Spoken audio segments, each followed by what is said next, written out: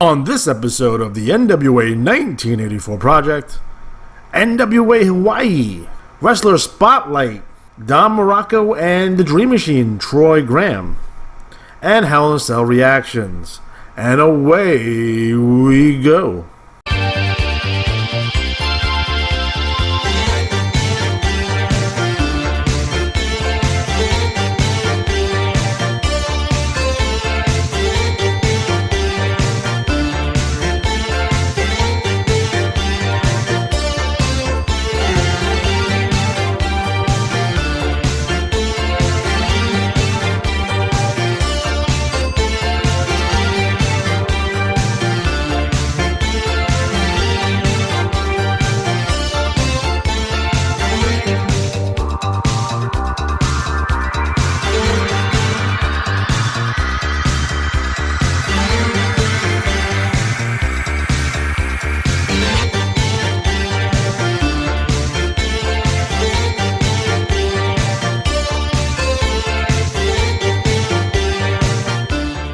And welcome back to the NWA 1984 project. I'm your host, Juan Cena, and with me, as always, is Matt Riley. How you doing tonight, Matt?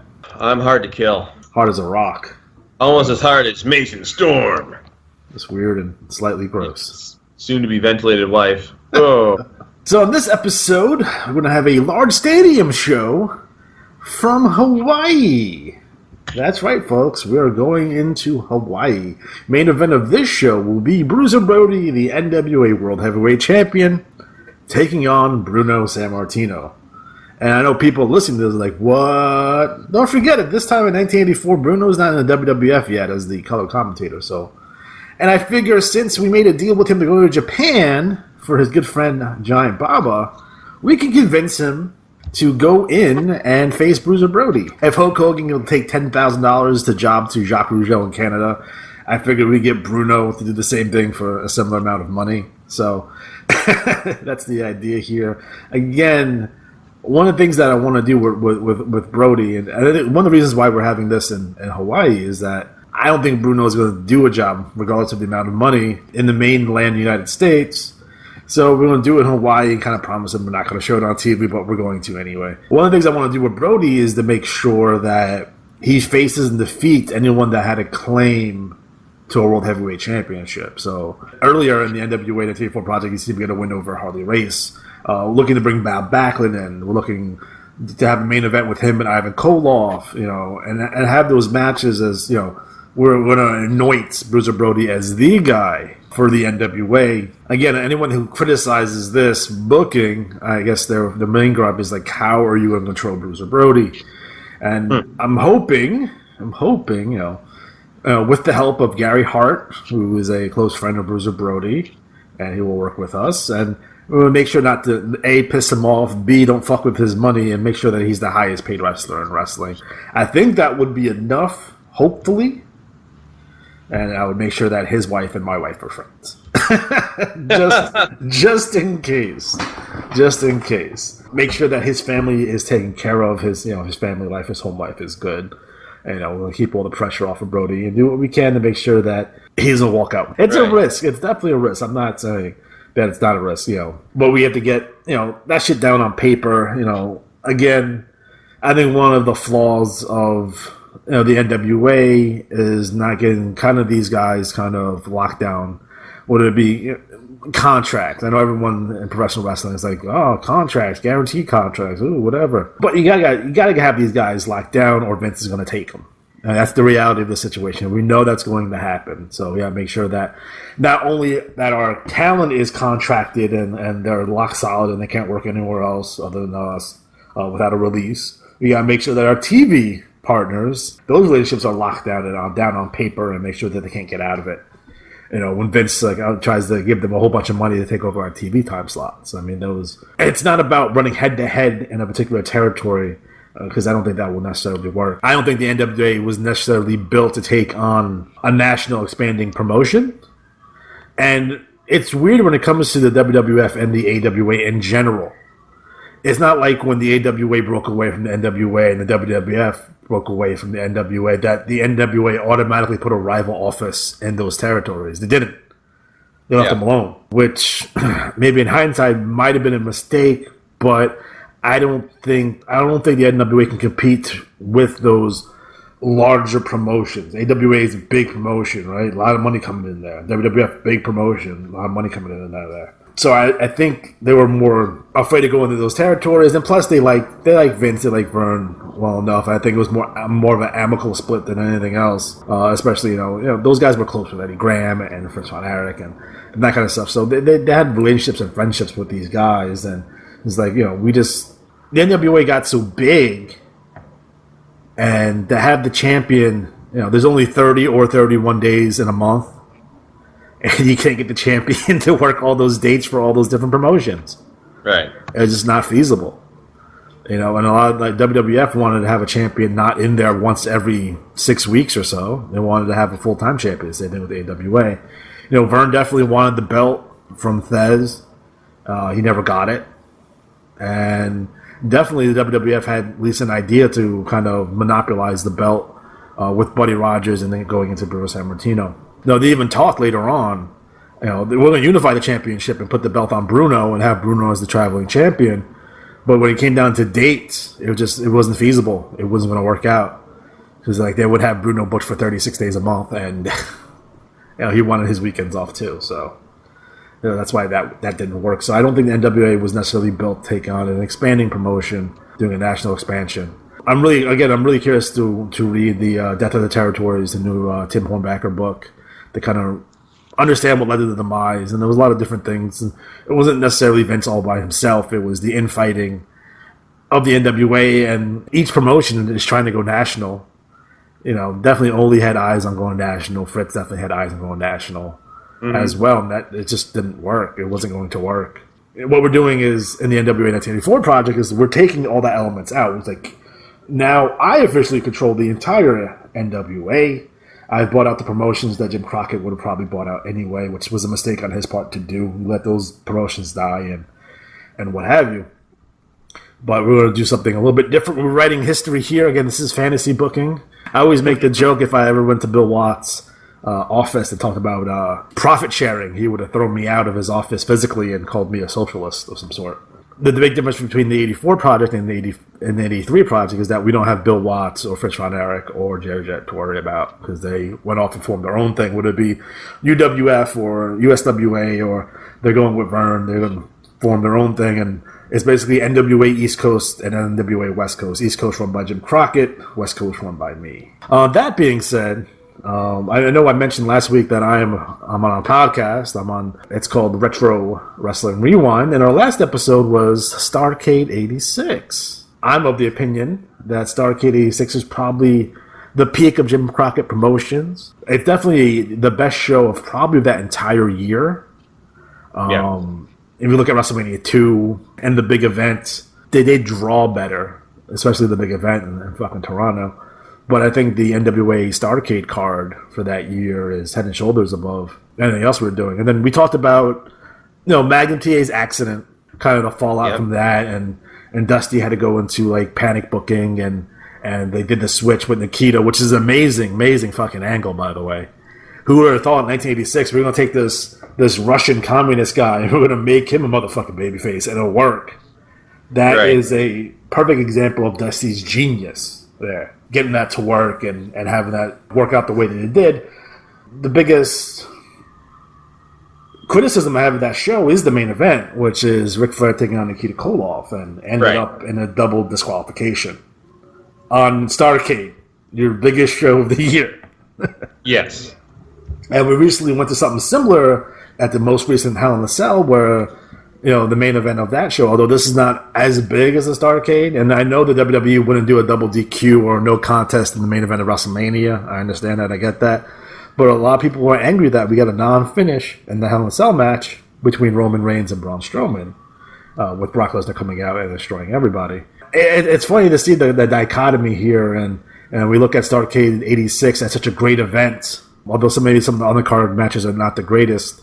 But the event itself is fantastic. We fast forward to 2018. We look at Hell in a Cell, where the matches on the card were pretty good, but the main event kind of killed it for everybody.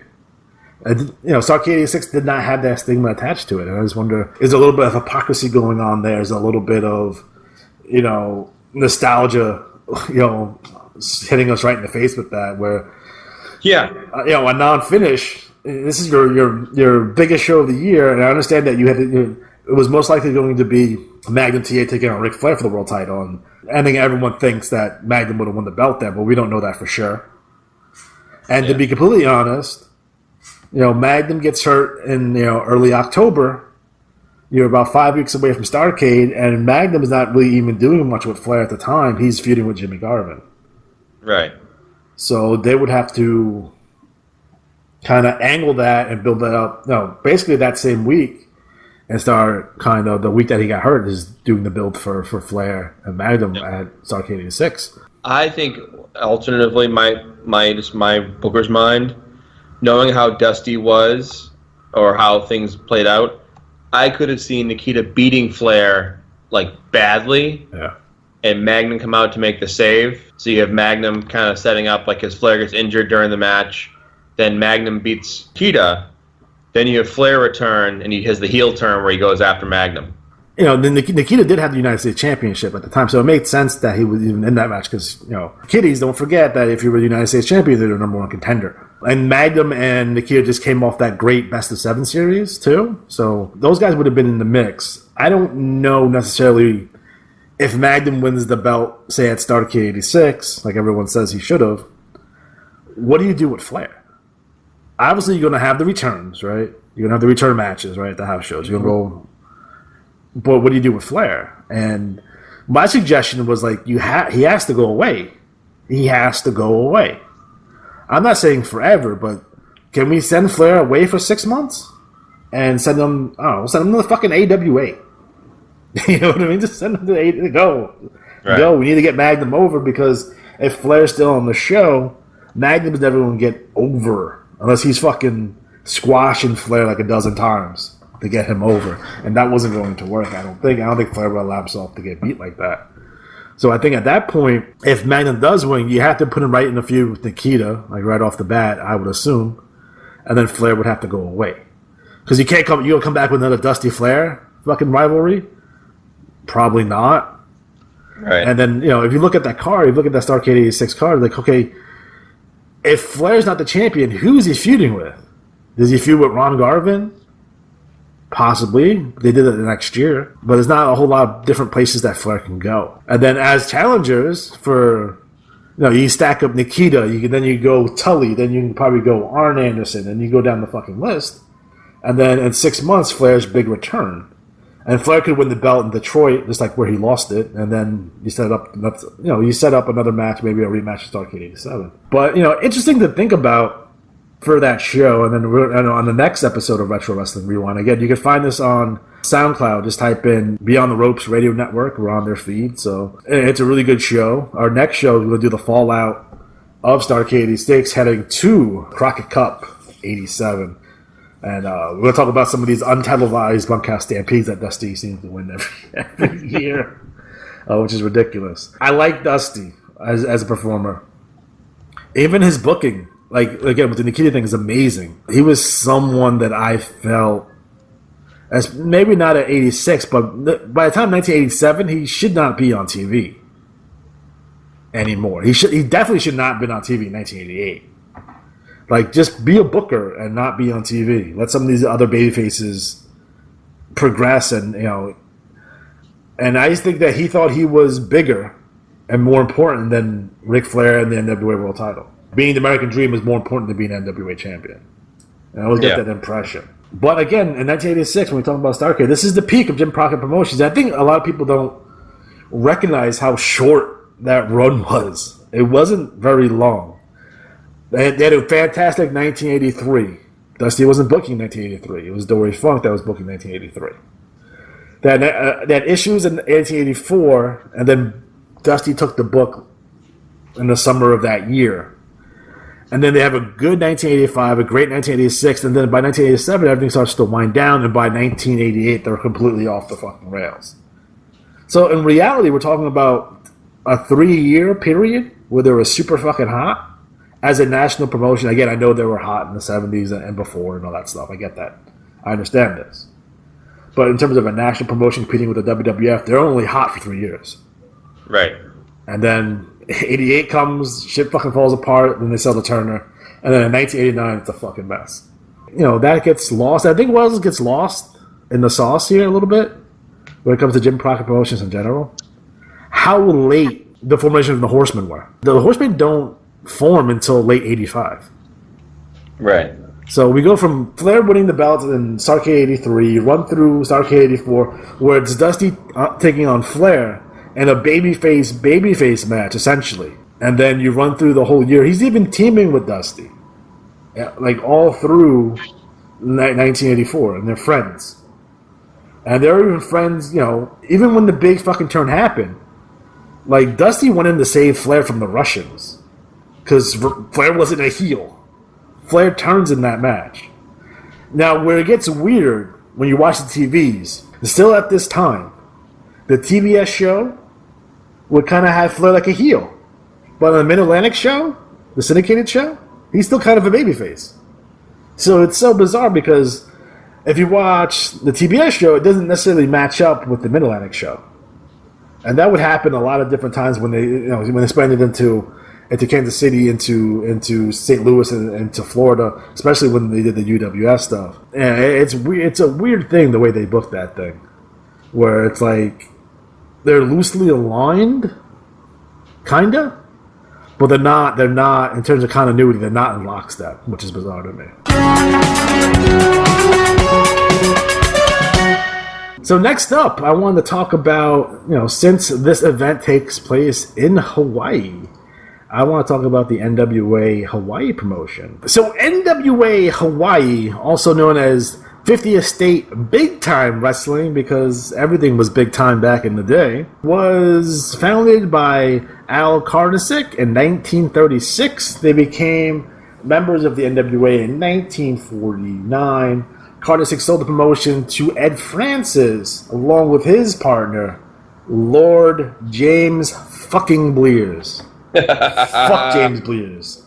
Fuck that guy. Ed Francis was, the big time promoter over in Hawaii. They had a fantastic wrestling promotion in the 60s and the 70s, and they were super hot, and they were, one of the most watched programs in Hawaii at the time.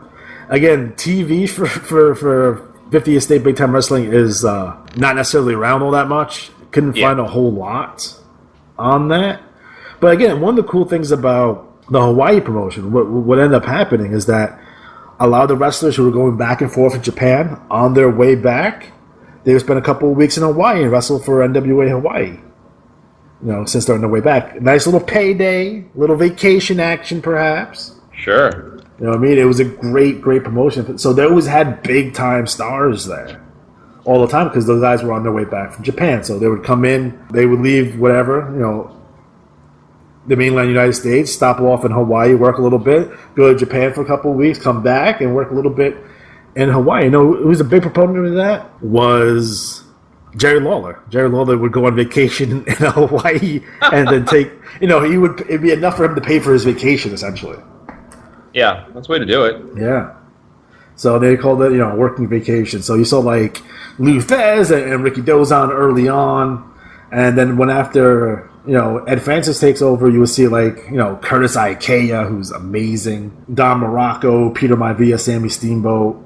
And again, it was a really, really hot promotion for a while. Again, unfortunately, we don't get to see the TVs very often. So eventually, what happened here is that Ed Francis sold his interest to the promotion to Steve Rickard. And for those of you that don't know who Steve Rickard is, he was very involved in the promotion over in New Zealand, by the way. So just make sure you guys have understanding of him. All right, so Ed Francis ended up selling the promotion to Steve Rickard and Peter Maivia in 1979, although the promotion and business was extremely down in Hawaii in 1979.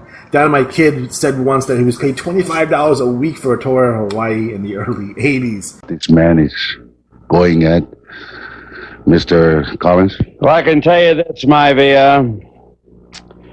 Wednesday night, I lost the Polynesian title, something that meant more to me than anything else in the world, and I lost it to Mr. Gil Hayes.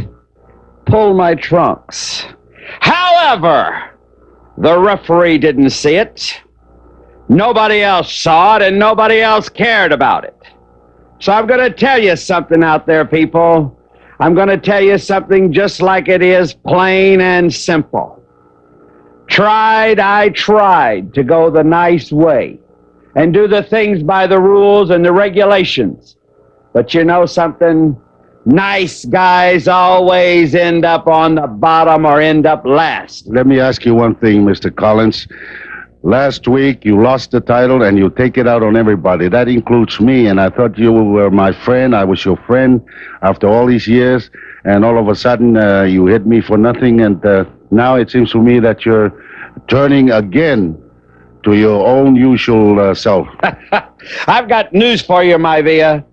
Anybody from now on that gets in my way, including you or whomever, you're going to see the old Ripper Collins, only a new, meaner, and ornerier Ripper Collins, because something was stolen from me that is very precious. And I tell you something else, Mr. Vivia. I intend to take the White Angel, and I'm going to dump him like yesterday's garbage, and I'm going to be the new Hawaiian champion on Wednesday night at Block Arena. And I can tell you this, anybody, and I don't care who it is, that should get into my way inside that squared circle at Block Arena or the Blaisdell or anywhere else, look out, because I'm going to knock you right on your can, and it's going to get awful hot around here because I'm going to be worse than I ever was, and things could go up in... Mr.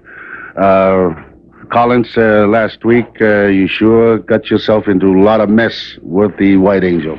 I haven't gotten myself into anything. I think the Angel has took a bigger bite of the sandwich than he wants. Let me tell you something, Angel. You just had a small taste of what is ready to be dished out. Your officials here are the pits. I want to tell you that right now. They don't appreciate great talent. But I can tell you this, Angel. You are in for one long night at Block Arena on Wednesday. And nothing was really settled. But this Wednesday at Block Arena, you're going to think that a tornado has gone through you, and you're not going to know which way it came from, how hard it hit, or which way it went, because I am going to prove to the people... Excuse me, Mr. Collins. You know, you've been making a lot of promises to the people and to everybody else. You made a statement about yourself. You know, to me, all of a sudden, your heart seems to going the other way around. You know why? Because people didn't appreciate me when I tried to be a nice guy. But I'm not a nice guy. I don't want to be a nice guy, and like I told you before, Angel, you're in a lot of trouble on Wednesday, and you or anybody else that sticks your nose in one of my matches, I'm going to flatten it against your face, Chief. So again, you know, business was down. They had Don Moraco and Siviafi, which we'll talk about in a minute, were might be as champions. They also had like Bruiser, Keith Hart was in there. Unfortunately, by 1982, Peter Maivia had passed away, and his wife Leah had taken over the promotion. She had hired Lars Anderson to be the booker. And hey, wrestling fans, is Ripper Collins with Lars Anderson, the Polynesian Pacific Heavyweight Champion. We've just seen Sullivan in another devastating victory with Maya Singh as creature at his side. And Wednesday night at the Blaisdell for the Polynesian Pacific Heavyweight Championship, Lars, you are going to have your hands full. That's right. You know, when it comes, when Kevin Sullivan's name or Lewin or Maya Singh or any one of these names is mentioned, the thing that comes to my mind, is like the things that I can't forget, the things that have gone down, the powder in the eyes, the baseball bat in the groin, the paint thinner in the eyes in the cage. I watched here a while back, like the Aloha Stadium, Kevin Sullivan, like drop a girl wrestler, lady wrestler on her shoulder and break her shoulder and beating me with a chair. That's right. None of these things will be forgotten, Kevin Sullivan. None of these things will be forgotten Wednesday night at the Neil Blaisdell Center in Honolulu, because I'll tell you why. Nobody is going to get by doing to me what you've done to me to this point. I'm going to tell you right now, Kevin, this is what you're after. 1.5 billion people this title represents. 1.5 billion people and some 30 million people on the mainland via satellite. That's right. This is what that represents. And this is what you're after. The Polynesian Pacific heavyweight championship. And I'm going to tell you one thing, Kevin Sullivan, and I'm going to tell it to you straight and get right up tight to your camera, Kevin Sullivan, because I want you to understand this one. You try to do to me what you and Lewin did. You bring Maya Singh into that ring, Kevin Sullivan, and I'll guarantee you one thing. You know, I've been around this island for 3 years. 2 of that I've been the champion. 1 year trying to get the championship. And I'll tell you one thing, Kevin, I've learned a couple of things while I've been here. You try to pull a number on me, any number, you pulled several in the past, and you've tried it on several people in the industry. You try to pull a number on me and Pearl Harbor me or jump me or attack me or whatever, Kevin Sullivan, you're going to find out. Island style, you're going out. When they go to the airport out here, when it's time for you to leave this island, you're going to be on a stretcher, Kevin Sullivan, because you're going to get it island style. You try to jump me, Kevin Sullivan, your arm or your leg or something is going to be broken before you leave that building, in the locker room, on the floor. I don't care where it is, Kevin Sullivan, because my back is being watched this time, Kevin Sullivan. You have gone too far, too many times, and this is it, Kevin Sullivan. This will be the last time you and I ever step in the ring for this title in the Neil Blaisdell Center in Honolulu. The last time, Kevin Sullivan. Try it. I dare you. You just try it, and you'll see what happens to you. Island style, brah. They have big-time issues with Lars Anderson having the book. The biggest highlight for Polynesian Pro Wrestling, which is the renamed 50 States Wrestling, was an event called Hot Summer Night Super Show, and this was at Aloha Stadium, and it was in front of about 20,000 fans. In the main event, Ric Flair, NWA World Champion, went to a DQ with Stevie Aoki. You had a match between Antonio Inoki and Bruiser Brody that ended up in a double count-out. You had Rocky Johnson and Ricky Johnson, who won the Polynesian tag titles from the Dirty White Boys. You had Lars Anderson, who beat Bad News Allen for the Polynesian title. You had Andre the Giant, King Kong Bundy, and Kevin Sullivan, who were participating in a 6-man tag. You had Dusty Rhodes and Magnum TA, who beat Nikita Koloff and Crusher Khrushchev. And then you also had Jimmy Snuka and Tajumi Fujinami on that card as well. So again, you know, I went back and watched some of the TVs from 1985, and to be completely honest, those TVs are a fucking mess. It's essentially, it's an infomercial, and that's what it feels like, the quality of that. Every wrestling program essentially is, at the time, was an infomercial for the house shows or whatever big event, right? So they would plug their big events. But this really felt like a fucking disjointed fucking infomercial where it's not necessarily wrestling from a studio, although they show matches from the studio. They show matches from the arena, and then a lot of it's promos essentially cutting promos on the beach. And it feels very disjointed. It doesn't feel like it flows well at all. There's no wraparounds or bumpers. It's not like what they would do in a primetime wrestling where it's like, oh, let's go to see this match. Let's go to see this match. It's hard, dirty cuts, and it's not good. And from all the TVs I saw, they keep on showing highlights and clips from, I guess, their annual Battle Royal, which Andre the Giant seems to win every year. So it just seems like it seems like a complete mess in terms of the television. Although they had Kevin Sullivan was over there, and he's doing his devil shtick, and the announcers are not great, but they do have Ripper Collins, who I enjoy actually. So I thought Ripper Collins was pretty cool. Again, Ripper Collins was the big star. He was essentially the big heel over there for all that time. So he was the top guy, heel wrestler for years over there in Hawaii, and now he's on essentially color commentating, and he's the backstage interview guy. So.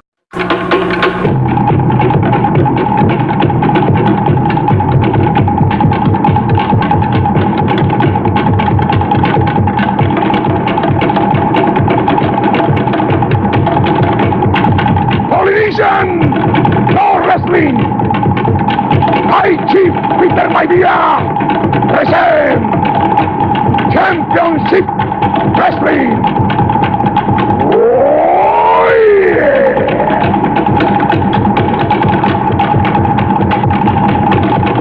Samoa versus the world. King Ripper Collins, you heard the impressive list. What's funny about that? I heard the list, Blair's, and let me tell you something. I have been to Samoa before. I have been around the world many, many times. Samoa versus the world.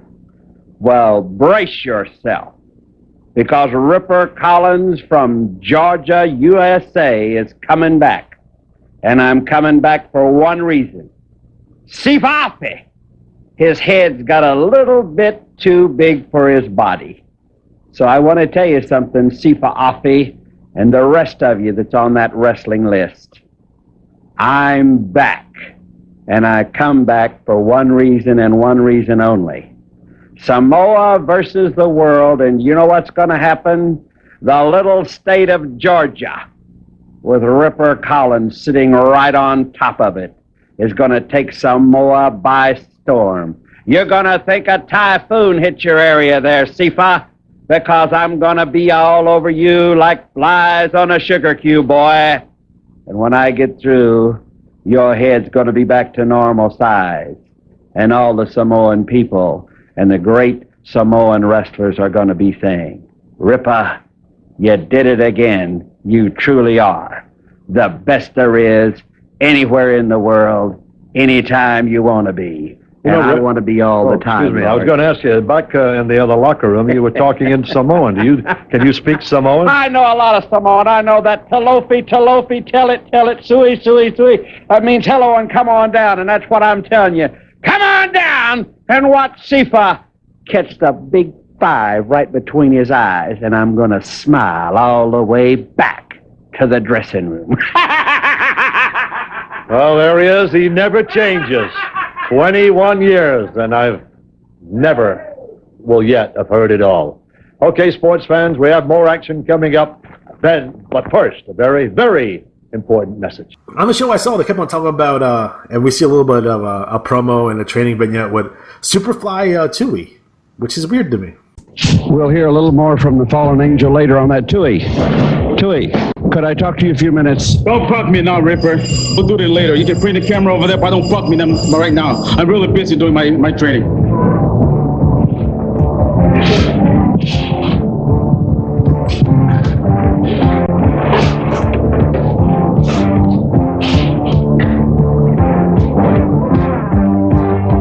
Superfly Tui picks up Kenny Popo. Body slam. Lifting up about 250 pounds. Goes with the knee to the back. Staggers his man. Superfly Tui always working. Throws his man into the ring. Vicious clothesline. Kenny Popo could barely get up. On the heavy bag now. Superfly Tui. Muscles straining. On the mat again. Picks his man up. Body slam. Tremendous power. Like his name implies, like a fly going up off the top turnbuckle. Crossbody block. Pumping iron. Working.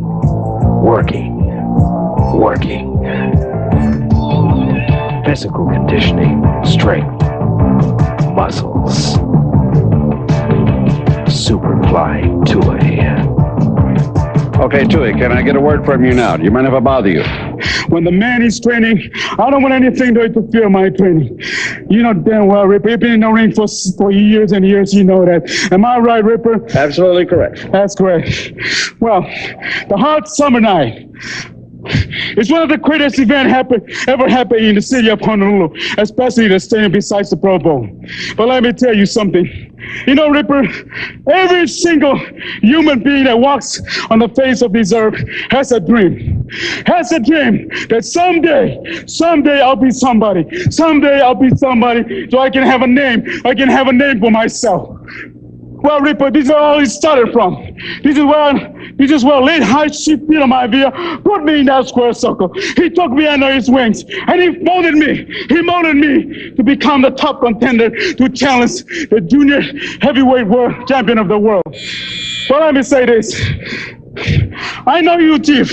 I know you somewhere up in heaven looking down at me. I remember the last time you told me this place. You told me, Chief, you said, Superfly Tui, you have a lot of great potential. You have potential to become the champion of the world. And that's the dream I uphold for the last 6 years, Ripper. The last 6 years, I've been training hard for this day, for this time. One of the greatest moments of my life.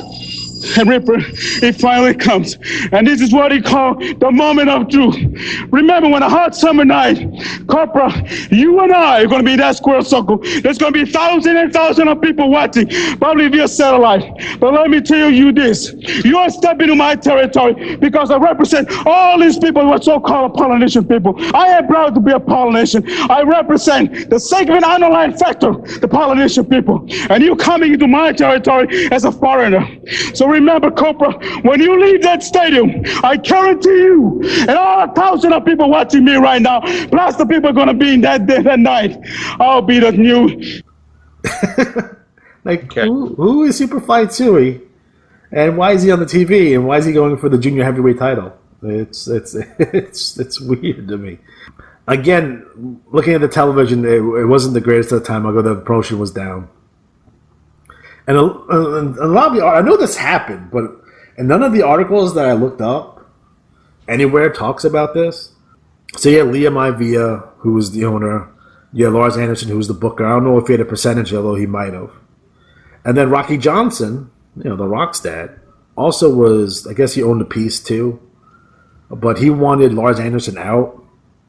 And essentially his mother-in-law sided with Lars Anderson. So Rocky starts up his own rival promotion in Hawaii, and they go back and forth. Now, essentially, Lars Anderson got in trouble because apparently, and this is not stated anywhere that I could see, he was extorting Rocky Johnson and the other promotion over there. They went to court in 1989, and he was acquitted and all that kind of good stuff. But to me, it's funny because the Anoa'i in general and the Rock's family seems to be like a really tight, close-knit group. And you don't really hear of any dissension between them. But essentially, when your mother-in-law goes against you, and The Rock tells a story, 1986, Rock's 14 years old. He's there with his dad and his mom. They live in Hawaii. And they live in a one-bedroom apartment. And they get evicted and essentially forced off the island of Hawaii. Jeez.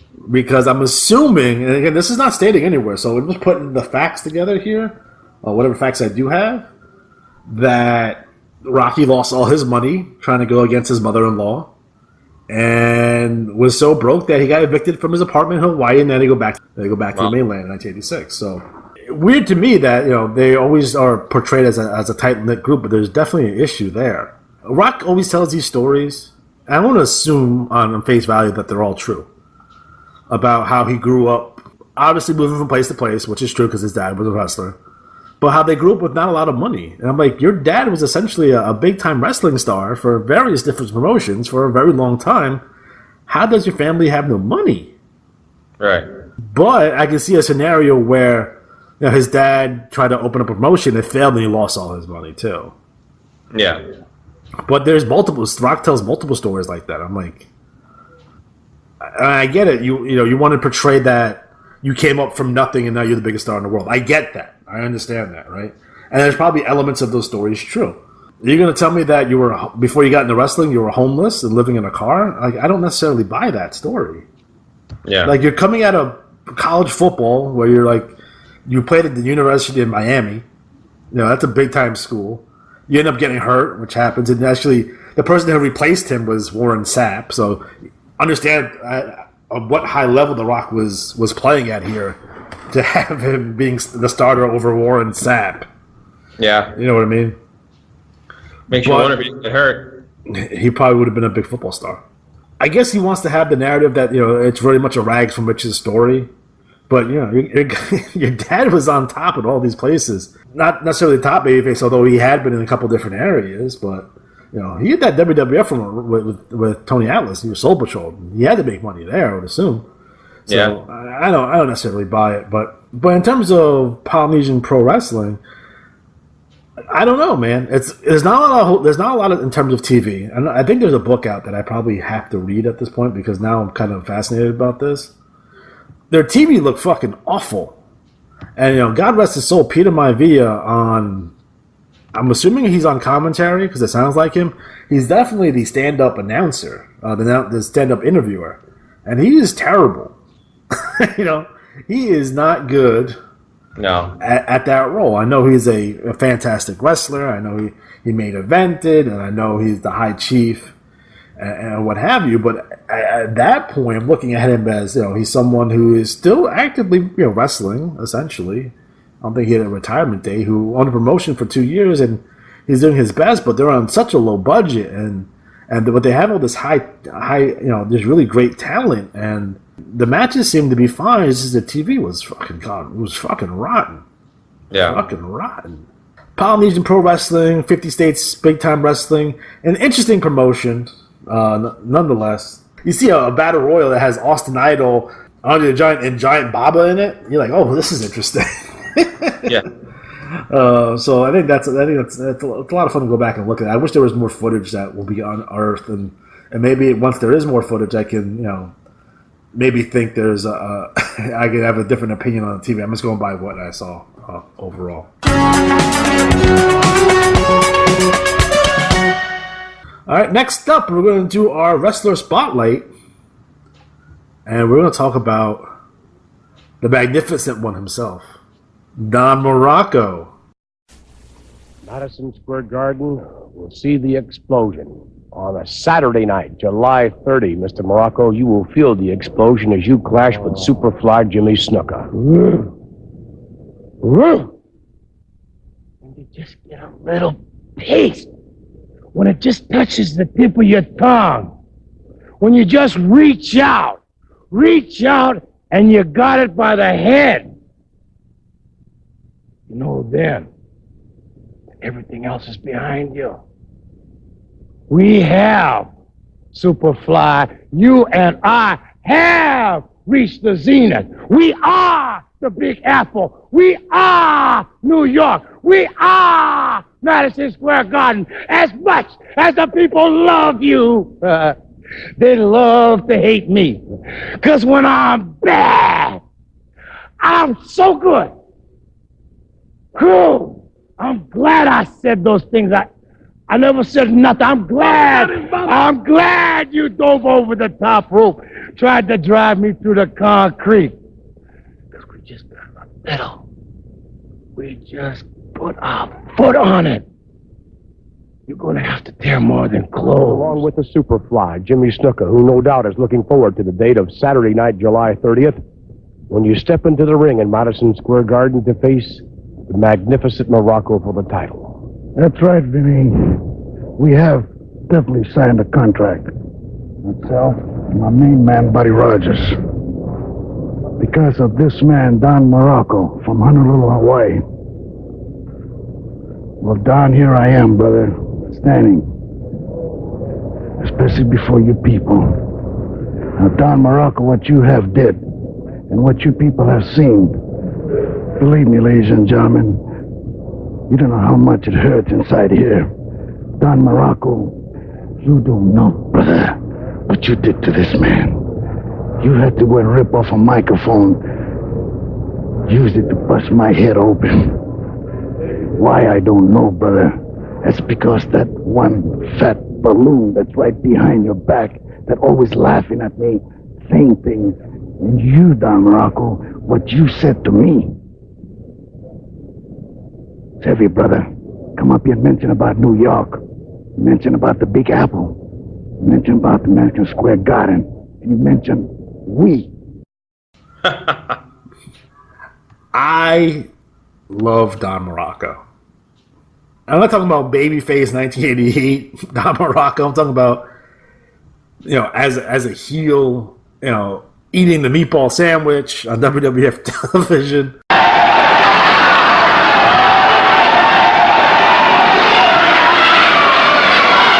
Pat, you have got to be kidding. Oh, that's the kind of man, Moraco. Look at that cocky attitude. Can you believe that? It looks like he brought his lunch with him, Albano. He's having a snack. Look at that.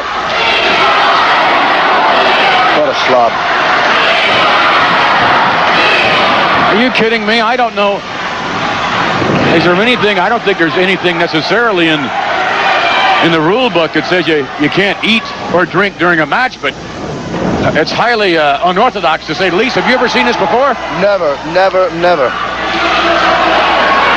He does that. Now look at his smile because he knows he's in total control. I mean, you would think, what's he done? Another bite. You've got to be kidding me. Another bite. In other words, what an easy victory. And had his lunch? Well, he was victorious. What happened? Albano slipped on a sandwich. Albano is furious. I love he it. slipped on some of that sandwich that he had earlier on. Albano is furious. I love it. He went down like a ton of bricks. Look at him. That fat slob. Look at him. I love it. Well, let's take a look at what we saw moments ago. That's, wow, look at it. That's what he slipped on. Oh, that's gross. That's horrible. You know, the beach bum. Oh man, he was so fucking good. What are your thoughts on Don Muraco? I enjoyed Don Muraco. I remember I always thought he was, you know, a good bad guy and did a good job that way. But I also I remember the Billy Graham angle, and I was thinking like, what are they doing? You know, like I always thought he was underused for a long time after probably after the Tito Santana feud. Why is he not on WrestleMania 1? Right. Like, why is he not there? So Muraco was, you know, obviously he's from Sunset Beach, Hawaii. That's a shoot. Don Muraco said he would be back, and here he is, Mr. Don Muraco, a winner here with a great Goliath. I'm back where I say I always do, Renner. You know that. I'm Mr. Excitement, Mr. Crazy, Mr. What's happening here in this stinking state. Look at these people here, and you can tell me that these people belong in the human race. Can you tell me that? Can you believe that when you look at a physical specimen like this, and you take a look around you and you see what you got here? Can you see these people are nuclear? They're nuclear mutons. Well, listen, Mr. Muraco, you didn't come out here just to insult the people and us. We know that. The people are insulting enough. What have you got on your mind?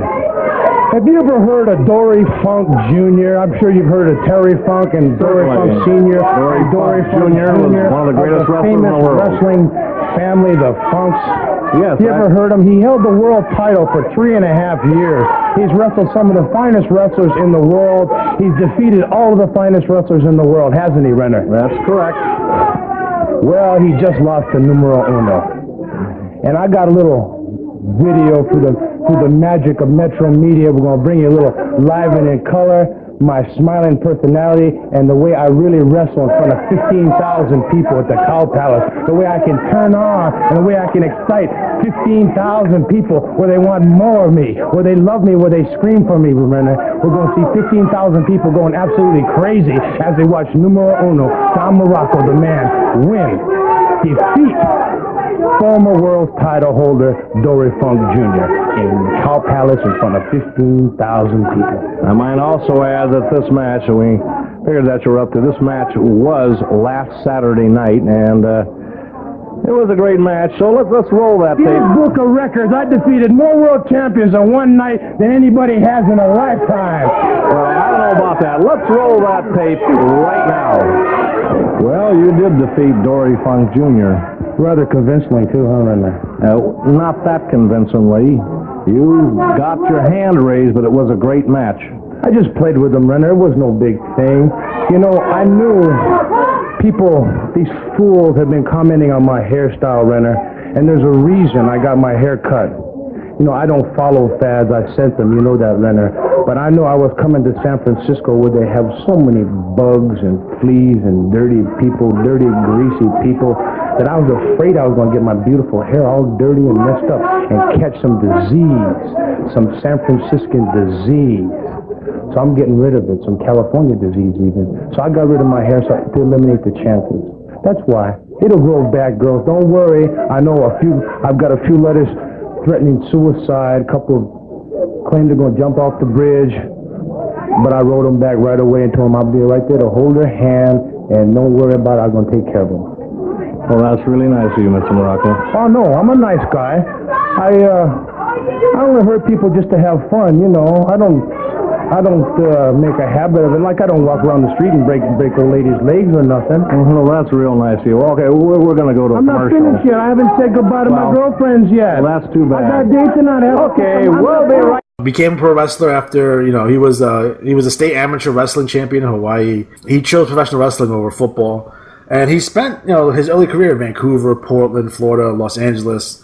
I want to take a moment right now to talk to Sir Oliver Humperdinck and to continue further with the magnificent Moraco, the Florida heavyweight champion. Sir Oliver Humperdinck may be disliked by an awful lot of people. He may be perhaps one of the most unpopular managers I've ever seen in professional wrestling, but I feel it incumbent to make a statement at this time that the man, regardless of his philosophical leanings, does know how to produce champions. He takes great athletes and then takes them beyond that extra point. He takes them to that point that makes them champions, and it's done with self-sacrifice, self-discipline, hard training regimens, and I think any high school or junior high school coach will admit that this is perhaps the most important thing of all, is to build that constant desire to excel, to become the very, very best in your given sport. Summertime coming on and all, and so many athletes who are now enjoying a summer vacation. Sir Oliver's theory has to be right, that there is no time for rest, that one must continue a workout regimen. That's exactly right, Gordon. It doesn't only apply to wrestling. It applies to any kind of sport at all. Baseball, football, soccer. It's drive, it's determination, it's conditioning. And I supply those three things, and the athletes I choose to serve under me, I first of all pick the finest I can get, and then through fine-tuning, through working out daily, not weekly, but daily workouts, condition these athletes to produce things like this for me. And there's nothing I like more than championships, and the people that I hire produce, or they get up. I'd just say that at this time that we were privileged this past week to get an opportunity to view a public workout with Mr. Saito, the magnificent Moraco, and of course their mentor and manager, Sir Oliver Humperdinck. And if it's all right, we'll just go ahead and take a look. I don't usually do things like that, open the doors of the House of Humperdinck to the press, because they slander me a lot, and I think a lot of their views are slanted towards me. But I did it last week. I invited you all down, you and a bunch of your cronies. Let's take a look. Well, I might just say there were several camera persons there, and of course extensive film was taken, and the booth was free and you were there, so that's beside the point. Let's take a look at this workout now with Sir Oliver Humperdinck, the magnificent Moraco, and Mr. Saito. I wonder if you'd mind explaining some of the things that you're doing here. Gordon, solely as we sit in your air-conditioned viewing room, it's evident what material it takes to make champions. Here you see the magnificent one of Mr. Saito doing squats and push-ups per time, 100 each in 3 minutes to do them in 5 sets apiece. So our routine is rigorous, our training is hard, but the results, as you notice the gold around our waist when we enter the ring, it's obvious. We are champions.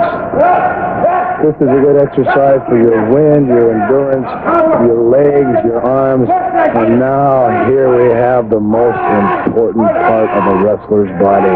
His neck, his head, what controls the whole basis. Where the head goes, the body goes. Where the neck moves, the body moves. You control the body through the head. The head controls the body. Redundant but necessary to drive in a fact, Gordon Soley, that we are conditioned athletes. We are exceptionally trained, exceptionally skilled, exceptionally dedicated young men. You're carrying about 245 pounds on your stomach while bridging, and that has to be an exceptionally difficult situation. Now, of course, you're into flips on your bridges. That's true. This is to develop agility, control, versatility in the neck.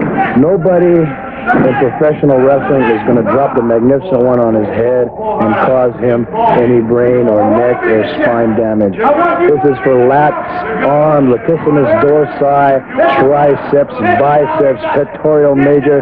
This is paying the price, Gordon. This is sweat. This is blood. This is tears. Our manager, Humperdinck, look at him, studying the clock, studying the timing. He won't let us quit. He won't let us sacrifice 1 minute. More on the neck, more on the waist.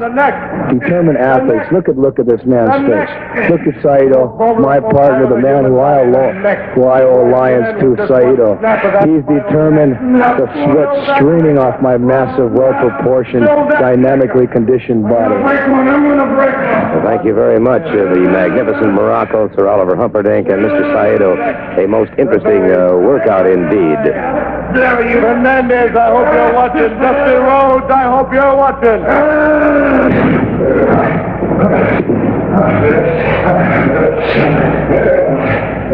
Ladies and gentlemen, as you can see, the world of professional wrestling is a tough business, and you have to stay in top condition. The public workout is now over. The champagne is chilled. The caviar is available in the rear of the auditorium. You'll have to excuse us now because we've got other things to do. Keep going now, keep going. You got him, get it. Well, like them or not, discipline, self-sacrifice, and a hard training regimen and the management capabilities of Sir Oliver Humperdinck have produced those two champions, Mr. Saito, the Florida television champion, and the magnificent Moraco, the Florida heavyweight champion. We'll be back with our first match in just a moment. Spent the past week debating a situation, an accidental situation occurred, let me explain it that way, this past week that has made me privy to a heretofore unseen piece of film. Now let me explain, as you saw earlier in the program, of course, Sir Oliver Humperdinck did hold a public workout with Mr. Saito and with the magnificent Moraco. There were several camera persons there. One of them, when he went back to his vehicle, discovered suddenly that he had left a light meter back in the area. He had his camera with him. He went back and, innocently enough, in my opinion, saw a continuation of the workout and thought, gee, this is something different. This is something we didn't see before. So he began to film it. He was immediately set upon by Sir Oliver Humperdinck and chased out of the area. Now, my point is this. I've looked at the film, and I have debated this past week. I try to remain totally neutral, as objective as possible. However, what we're going to see, in my opinion, is such a dangerous and marked departure that I feel it's only fair for all of you and for all of the competitors all over the country be made aware of just exactly what is going on between Sir Oliver Humperdinck, Mr. Saito, and this man, the magnificent Moraco. I don't know precisely what my legal limitations are or what the ramifications of this could bring. But I do know that I feel that I should bring this information to all of you and to all of the competitors, to all of the wrestlers around the country. So at this time, we're going to take a look at this piece of film. It's very short in duration, but I think it becomes rather self-explanatory. Let's take a look at it right now.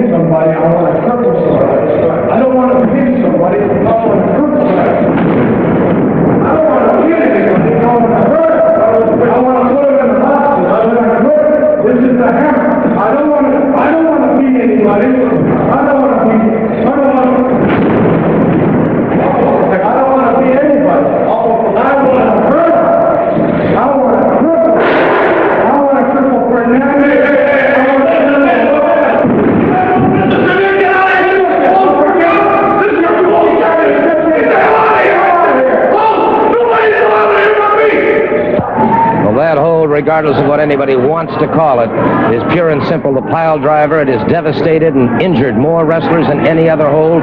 It has been barred in many areas of the world from professional wrestling. And frankly,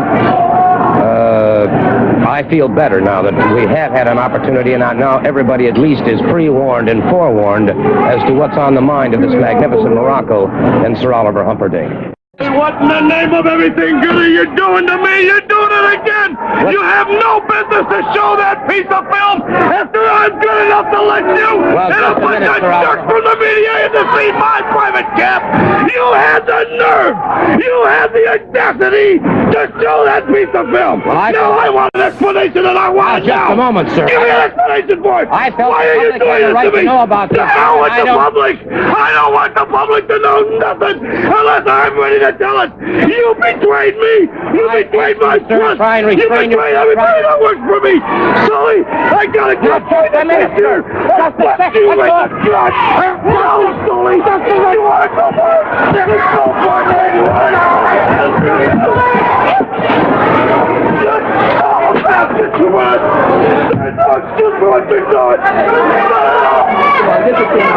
Before ending up at the AWA, he started out as a face, teaming up with Jimmy Snuka, and they would go against like Larry Hennig and Ivan Koloff and a heel Dusty Rhodes. He didn't like Minneapolis because it's too cold, so he left for San Francisco.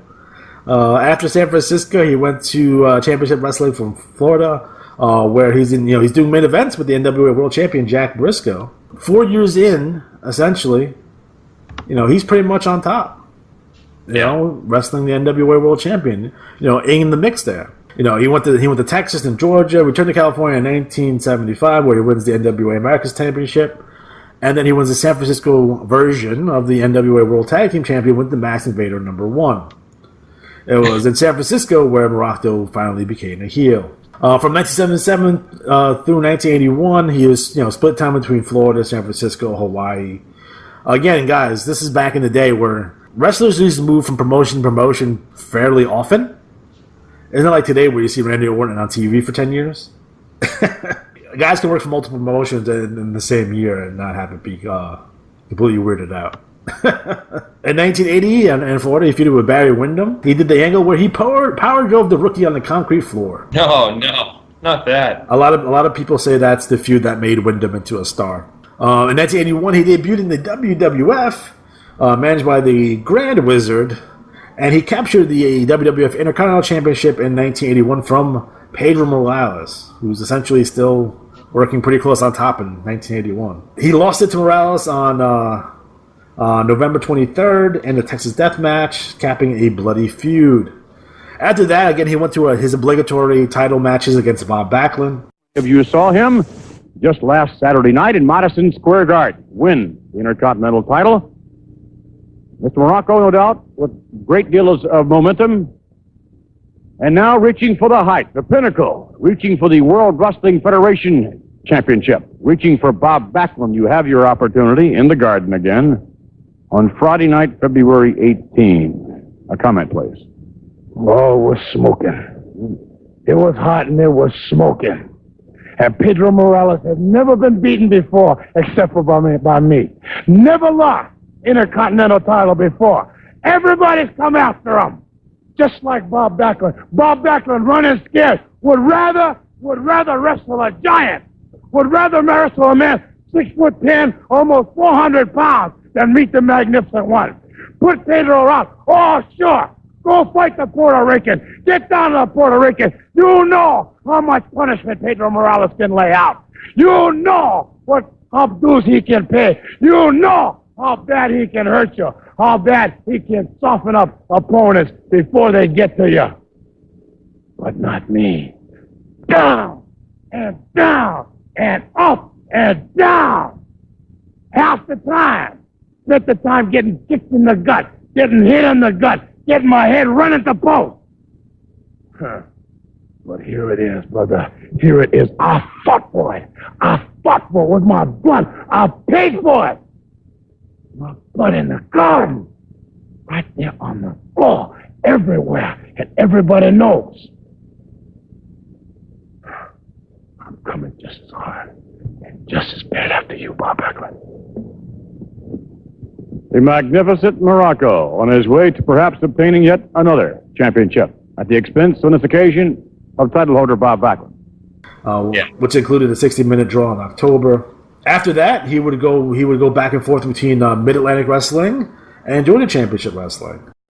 Stars like the new U.S. champ, Sergeant Slaughter, Jack Briscoe, Pork Chop Cash, King Parsons. Also a six-man tag team match. In one corner, you're going to see the likes of King Kong Mosca, Ivan Koloff, and Ninja. And right here, walking in now, Don Moraco. Don? Magnificent Moraco! Magnificent Moraco! The Prince of Darkness has returned. It's magnificent. And if you ever call me Don Moraco again, I will not be responsible for what's happened. I've heard Magnificent Moraco. I also heard that you've been helping the likes of Roddy Piper and Sergeant Slaughter. I came out here last week and I told you how the Indian had double-crossed me. I told you how I wasn't going to stand around, how I was losing money from the World Tag Team Champion. Shut up, you. So what happens then? So Wahoo's laid up in the hospital right now. What? Yeah, Moraco. Jack Briscoe. You're not fooling anybody anymore. Everybody knows the color that you are. Everybody knows what you did to me. And everybody knows you're the reason why the Chief's not the U.S. champion anymore. If you had any guts at all, you'd get in the ring and wrestle me right now. Listen, Briscoe, I know you're one of the greatest NWA world champions ever, the last one to put his belt on the line against the Magnificent Moraco, but you've had your day. Roddy Piper, am I talking? Roddy Piper, why am I talking to this man? Roddy Piper has signed me for the, will you excuse me? Will you excuse me? I'm having an interview out here. You were supposed to be here. Roddy Piper has signed me as the first professional wrestler to sign a six-figure contract for X amount of days. Roddy Piper has money to back up. He didn't come to me with a handshake. He didn't come to me with friendship. He didn't come to me with promises like you and the other Indian. He didn't come to me with nothing. Yeah, I know what you are. You're nothing but a beast bumper. Keep your finger off. I'll tell you what. Wait a minute. Whoa. Wait a minute, Jack. I'll tell you what. I'm going to be in that ring. I'm going to be in that ring. You got it. You got it. You got one Indian is down. You're going down too, Indian. All right. Fans. And then that's when he started working in New Japan Pro Wrestling. Wahoo, come on over. Come on over, Wahoo. I won't stand and brag, fellow people. I came out here, I did what I said I was going to do. Thanks to Moraco, I told you the man is beside me. You know, he's one step ahead of him, Millie. You know, he's wrestled on both sides of the fence. His mind knows where there is. He's just one step ahead of him. All right, Don Moraco, that was... I've heard a lot of laughing and snickering going around Mosca and the Anderson brothers and Stan Hansen. Everybody thinks just because I've wrestled and I've done a lot of things in my life that the Indian can't watch his back. I wouldn't be here and I wouldn't be his partner if I didn't think we had a damn good chance of winning the World Tag Team Championship. Anything that happens to that man happens to me. I'm watching him. He has my word. Don, that was something, guys. That was some match. Jake, things I've ever seen, you know. After that, he went back to the WWF, now managed by Captain Lou Albano. And Moraco once again became the Intercontinental won the Intercontinental Championship from defeating Pedro Morales in January of 1983. Gentlemen, the magnificent Moraco still ranked as the #1 contender in the World Wrestling Federation today, but I wonder, are you looking forward to the type of match that you know you're going to have with Bob Backlund? The no-hose-barred, the drubbing, the turning of the sinew, the smack of the flesh. Survival! Survival! See, when people get with me, you look at Pedro Morales, fought everybody in the world, kept his title, dropped it to me twice. You look at Bob Backlund, hours and hours we wrestled. And now they forget about titles. They forget about championships. They forget about essence of what it is of being a champion, what it is of being a sportsman. Because when they hear 22,000 people walking, when they feel hate, when they see the whole world coming down on Magnificent Moraco, when they see everybody in the whole building feeling hate, they wonder, what has this man got? Why is it everybody wants him? Why is it everybody, anytime he gets in the ring, anywhere, all there is destruction? Oh, yeah, why is it they call him magnificent? Why is it he is magnificent? Because truly, every time anybody steps in the ring with me, whether it be in Madison Square Garden or in Hong Kong, they know It's survival. They know it's going to be magnificent. They know they are facing the finest thing ever to come down the line. After that, he started feuding with Jimmy Superfly Snuka. And they had that amazing steel cage match, regarding the one that influenced a ton of wrestlers to become wrestlers, essentially. So, like, at that show was Mick Foley, Bubba Ray Dudley, and Tommy Dreamer.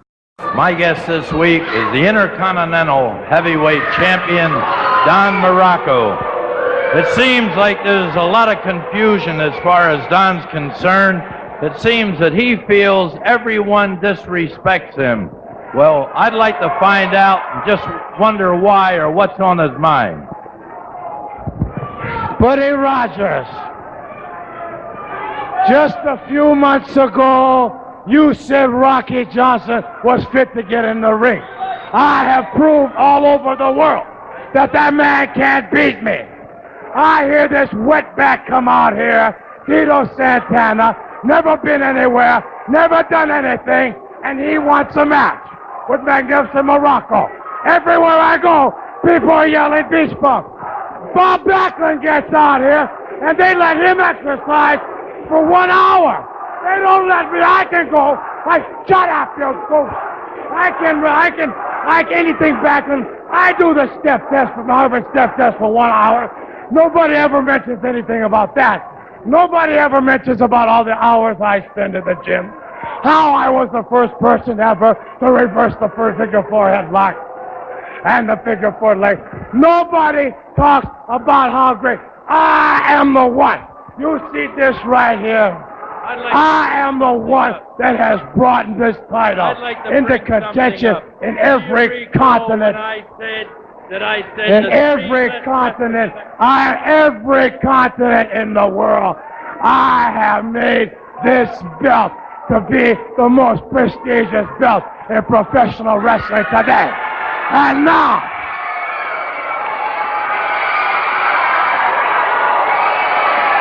now you send this. He's got the nerve to walk in during my time when the champion is here.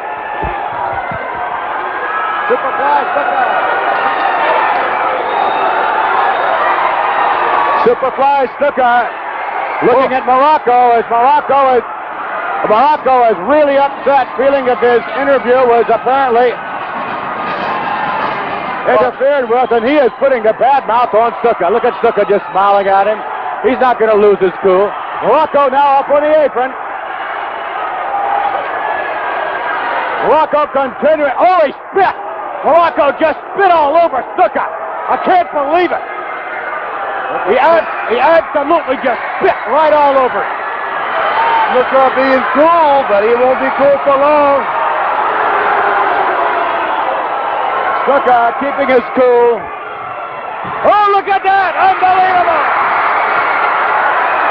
Snuka with Moraco ripping his coat apart. Snuka hammering away on Moraco. Snuka ripping him limb from limb. Look at that! Snuka, he just tearing him apart. Snuka all over Moraco, disgracing him, hammering away. They're trying to keep Snuka back at Moraco in the ring. Moraco just grabbed the microphone. Oh no! Moraco just let Snuka have it right in the head with that microphone. Stepped the microphone off.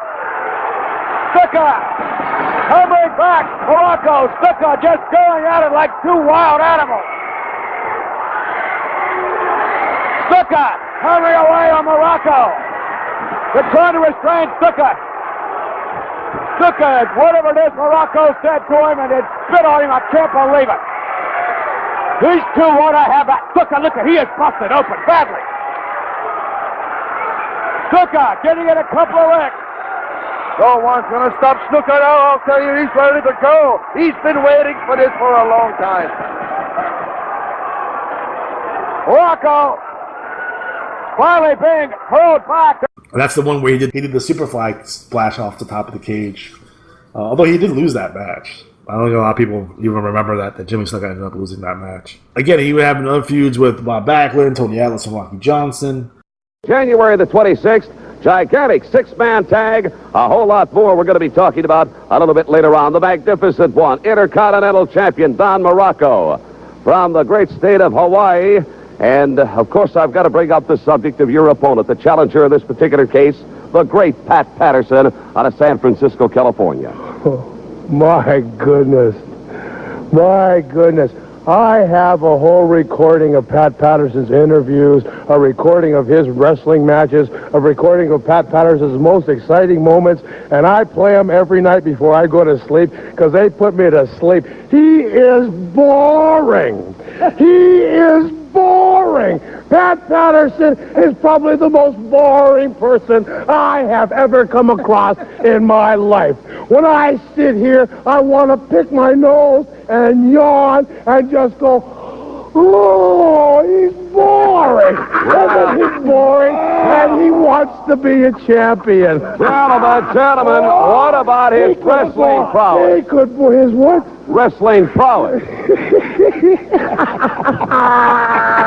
so smart. How about his pros? How about his pros? How about him? You've seen the things he gets behind. You know what? How about him? How about him for being boring? Boring. Well, gentlemen, I'm sorry. At the risk of being rude, I'm going to have to ask if you would. Thank you very much. Thank you very much. Again, we got the funny bit where he's facing a jobber on TV and he's just eating a meatball hero in between, beating the guy up. So, Who want to do that? Yeah, that sounds like fun. After that, 1984, he lost the Intercontinental Championship to Tito Santana, and then that's when they had their big feud. Muraco took a hiatus from wrestling in August 1984. Muraco returned in 1985, managed by Mr. Fuji. Although not being on the first WrestleMania card, he headlined 3 consecutive Spanish Square Garden shows against WWF World Champion Hulk Hogan. So again, Don Muraco was one of Hogan's early challengers in 1985. So the magnificent Muraco from Sunset. Oh, Don Muraco. Don, come on in here. I saw you surfing over there in those huge breakers in Hawaii. Some of the greatest surfing, I guess, in the entire world. That was fantastic, wasn't it? It was. It's so nice to get a chance to chit-chat with you a little bit. What would you like to know about the Magnificent One? I'd like to know, is this a regular part of your training? What kind of a training schedule do you go through? Well, first of all, above all, you have hard, vigorous workouts, in the water, on the sand, up and down the mountains, running and training. But then you got to watch your diet. At a certain time, every day, every 3-4 hours, you got to eat. As a matter of fact, it's time right now. Would you like a donut? A donut? A donut. This is what happens. This is how you maintain championship balance. Have a donut. Have a donut. No. Donnie, please. I got donuts all over the place. I see that. I happen to like donuts. So this is donuts. You want donuts. You want to be very strong just like this. And then you all... Here, what? Oh, wait. I can't hear a thing. I can't hear a thing you're saying. I can't hear a thing you're saying. This is a box of donuts in the head. A box of donuts. Have a donut. You want me to have... Your mouth is full. Don't eat with your mouth. It's okay. Have a donut anyway. It's just a little bit of 25. You have to maintain a Spartan's regimen. You have to have a... Go and take a bite.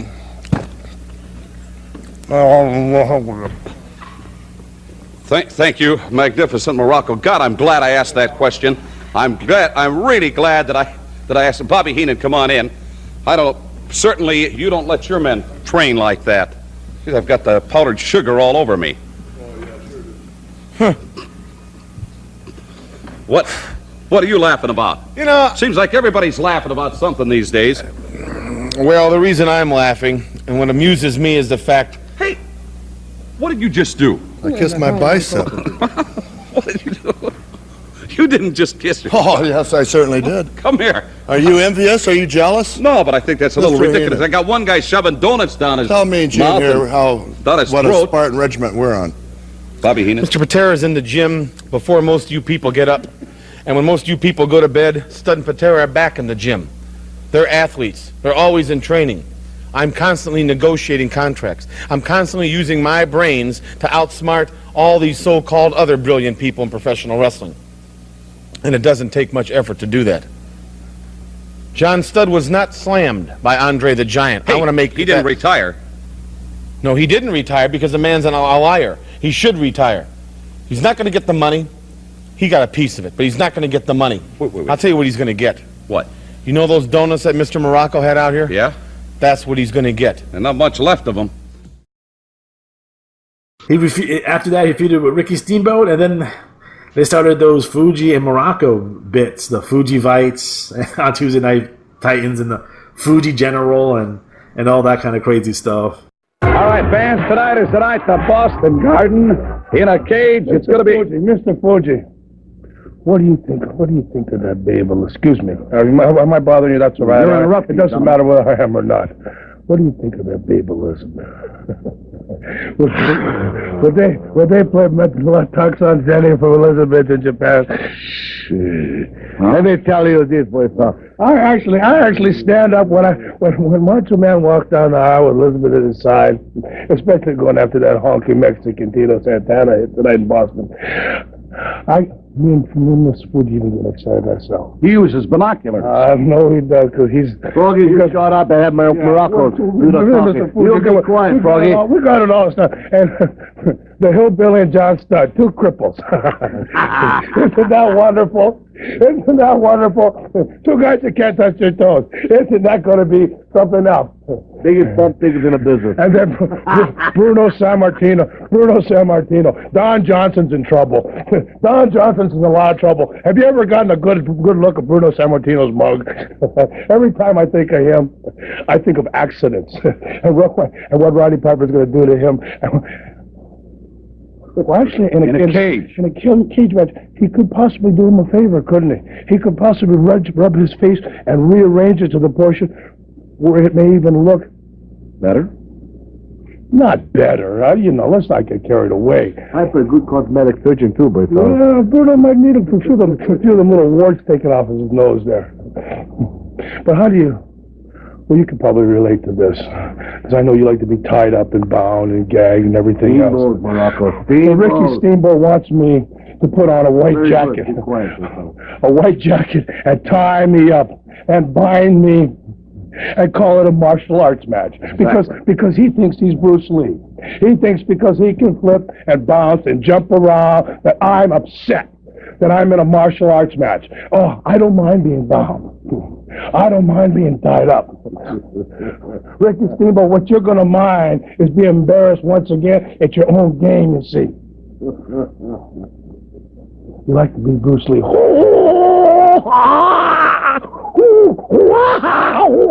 With that hand?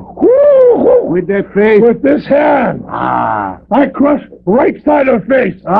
With this hand, I crush left side of face. With this foot, I kick left ear. With right foot, I kick right ear. Ricky Steamboat martial arts. Hallelujah. Boston Gardens, here we come. Walking down. I'll be beating my guy in the snow tonight. Tonight in the garden.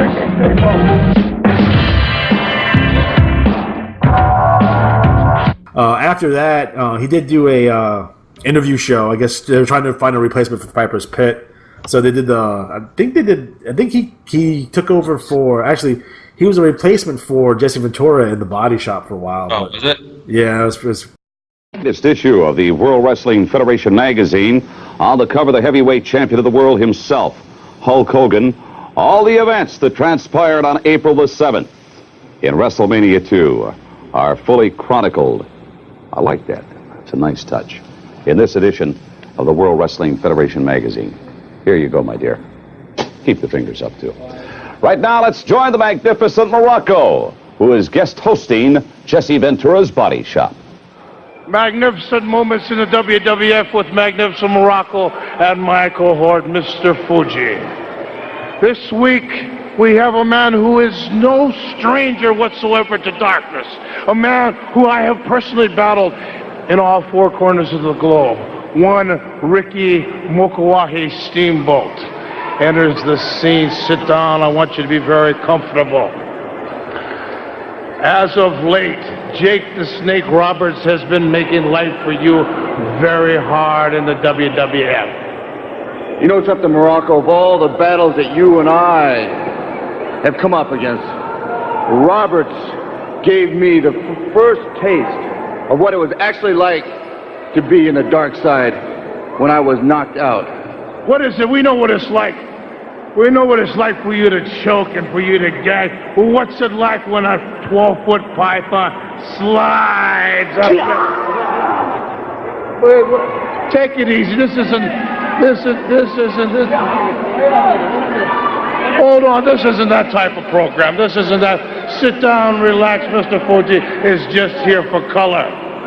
But what does it feel like when a 12-foot python wraps itself around your neck and squeezes you blue? Mr. Muraco, I just showed you and your manager I know about the dark side. This, the unexpected, right here, just like you, just like him, is the dark side. Let me know about the snake skins crawling up your body, bringing goosebumps to you. Let me know about the tightening of your throat. Let me know about it. Tell us how it feels. Adding insult to injury, Roberts and his snake, Damien, both of them bleeding in the snake out of the bag again. If you ever see that snake out of that bag, Muraco, Roberts, it'll be around your neck. Talk. Could be a whole new career for the magnificent Muraco. The one thing I do know is Jake the Snake Roberts, after what happened on Saturday night's main event and what has been happening around the country here in the World Wrestling Federation, Jake Roberts has not heard the last of Ricky the Dragon Steamboat. It is available now at your local video retailer. See every match in its entirety. The stars, such as Hulk Hogan, Mr. T, King Kong Bundy, Roddy Piper, and more. That's WrestleMania 2, the cassette, only $39.95. After that, Muraco aligned with Adrian Adonis and Bob Orton in their feud with Roddy Piper. That led to Orton and Muraco becoming a regular tag team. They did end up losing to the Can-Am Connection in WrestleMania 3. After that, Muraco and Orton did break up, and Muraco turned face, and he dominated Orton in those matches until Bob Orton left. By the time we get into late 1987, he finally becomes a full-fledged face by saving superstar Billy Graham from a 3-on-1 attack from Butch Reed, the one-man gag, and Slick. And we are back at the WWF Event Center. George the Animal Steel. He has a very unorthodox style of wrestling, but he gets the job done. And there are a lot of wrestlers here in the World Wrestling Federation who are getting the job done. Coco Beware, Jake the Snake Roberts, Brutus the Barber Beefcake, and many others, including this man, Don the Rock Muraco. Oh, it never gets any easier. No, if you want to work, if you want to be the top, you got to work hard all the time. You got to work rock hard because, you got to drive and you got to go for it every minute of the day. I've been on the dark side and I know what it takes. It takes work there too. And I know on the light side with the prayers and the milk and the vitamins, all that it takes too. The WWF and The Rock have been together for a long, long time. And now Greg Valentine chooses to be in The Rock's path. Well, The Rock can get beat on a lot and get chipped away at. But in the end result, you know what? You may find that underneath all the clay and the dust that you have found yourself a right hot diamond. Yeah. After that, Billy Graham becomes his manager, and Muraco started wearing the tie-dye and all that kind of stuff. And he made the quarterfinals of WrestleMania 4. And he lost to Dino Bravo at the first SummerSlam, and then Muraco left the WWF in 1988. That is the ultimate warrior, and as my partner, we are the ultimate team. Ain't that right? The ultimate warrior because you see one man, Jake. There was a time when you walked the streets of Chicago, and you didn't need no friends, you didn't need no partners. Well, brother, I walked on all the other warriors. I walked on until I was 6 foot under. And you can look in the eyes of this ultimate warrior and see the fire, brother. I've walked through the land, and I've crossed over many men. And one man saying, Butch, jump on this back, brother. Jump on that back, and you're going to go down. Me and the Rockstar Moraco, 600 pounds of ultimate mass with ultimate destruction. Look at this. This man could be a condominium if he wants. I'll tell you something. Look at this size. Talk about impressive. Ultimate Warrior, The Rock, and tag team action at the Garden of the 22nd. After that, he would go to Stampede, He would go to the AWA for a while. He did win the ECW championship twice before it was Extreme. It was still Eastern during his time. He wrestled for War for a little bit and then retired in 1995. Was inducted into the WWE Hall of Fame in 2004 by Mick Foley. But I think Muraco overall, an amazing villain. And I think sometimes he's overlooked. Especially when you talk about like the greatest of all time and where he is I love Don Muraco. I think he's fucking phenomenal. He's fucking great. And I think his promos were fucking off the charts. And I think he gets overlooked way too much in my books. And next I want to talk about, someone that you may not know much about, Matt, but I recently, when I'm home, I'm the type of person that has wrestling in the background at all times. So I essentially have wrestling playing on a loop on the TV somewhere while I'm doing other things, right? Before we started doing the NWA 1983 project, I was watching a ton of Memphis, right? So essentially I would go on YouTube and do a playlist and fucking just let it run. And I'm not really paying attention to it all that much, but all of a sudden I hear this fucking promo, and I'm like, what the fuck? Who the fuck is this? There, Jerry the King Lawler hit the ring, and it was quite a brawl right after the official bell had rung. I might point that out, and I'll just wait until they end up here. The Dream Machine and Jimmy Hart joining, and it was all over with when you continued to do what you did to Carl Fergie, and no excuse in that kind of action. Now wait just a minute. Just like I stood out here last week and told everybody it was going to be a graveyard digging in a coffin, buying a long time weeping and a family crying. Jerry Lawler, you are a low-life, egg-sucking dog. As your kinfolks, they say blood is thicker than water. Yeah. But in this case, blood is not thicker than water because Jerry Lawler, I had him there begging for mercy. He looked up at me. He said, where is Jerry? And please come and help me. Said, I need some mercy. I kept putting that fist on him. I kept pounding that head. He looked up at me. And then what happened? Lord have mercy. He sent the referee, Jerry Calhoun, in there to come to save his rescue. Won't weigh 135 pounds soaking wet, and I dumped him like yesterday's garbage. I hit him with a right cross, and then who did they send in there? Coco Ware. Coco Ware come in there. Now, it's two things I can't give him to start with, and that's a black eye and a fat lip. And I dumped him like yesterday. And then who did they send in there? Ricky Morton. He come running like he go do something, go throw a left hook. I put that right on that button, and he went down. His knees turned to jelly. He was on Dream Street, the Dream Machine.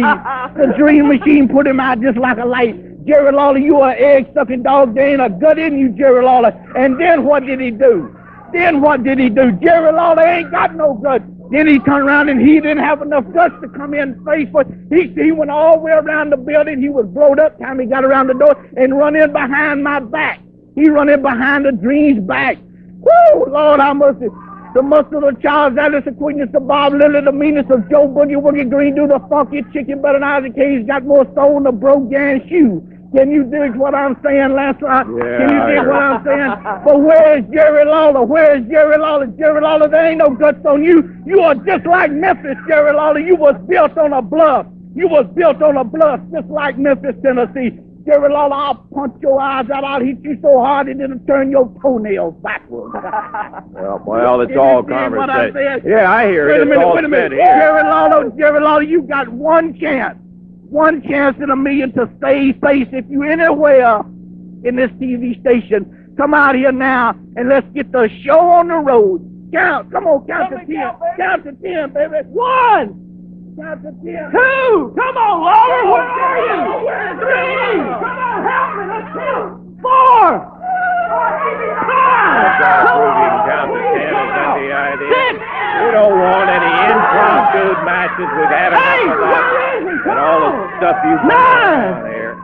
9.5. 9 3/4. Okay, 10. I hear it. Not here. Every week. He's not supposed to be. Every week out here, you out here talking about how bad Jerry Lawler is. They ain't just because your breath smell like tar and ain't no sign you cheater. Let me tell you something. Jerry Lawler, you ain't bad, but where's he at? See, what you got to say this week to defend him? He didn't have enough guts.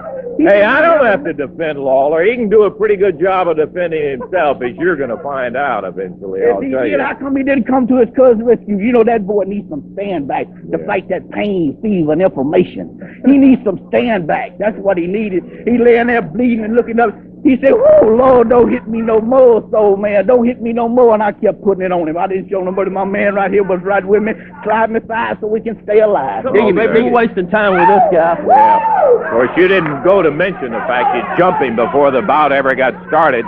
That's the only way you got Carl Fergie like that. We'll take time out, and we'll be back in just a moment. And it's the Dream Machine, Troy Graham. I was like, who the fuck is the Dream Machine? And I was watching, cut these killer promos. I'm like, holy crap, this is amazing. So I looked into it more. And I've heard the name, the Dream Machine, and I've heard the name Troy Graham before. Again, I'm from New York. Like, what do I know about fucking Memphis wrestling, for Christ's sake? What in the Sam Hill is this, Dream? TCB, taking care of business. Graveyard digging the coffin, buying a long time. We've been in the family time.